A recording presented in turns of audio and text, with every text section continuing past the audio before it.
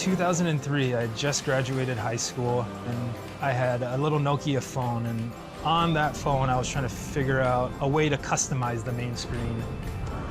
I was flipping through the symbols, trying to come up with something cool, and the greater than sign stuck out, and John 3:30 came to mind. It's like, he must become greater and greater, I must become less and less. He is greater than I. So I put the 4 characters on my phone.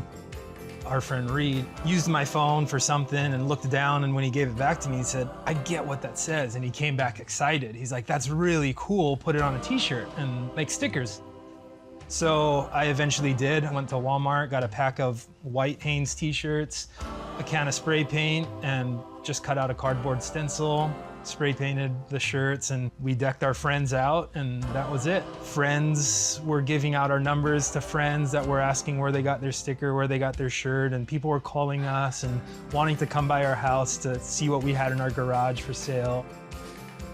We ended up opening up our first shop, and that shop just turned 6 years old this November. The logo of our brand, He is Greater Than I, we cannot take credit for it. God is the one doing the work. God is the one who deserves the glory, you know, not us.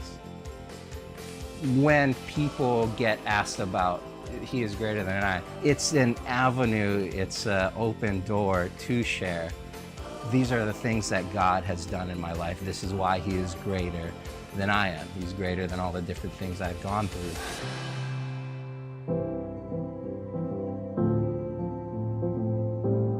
I think at a young age, God had brought us through a lot of stuff and shown Himself to us.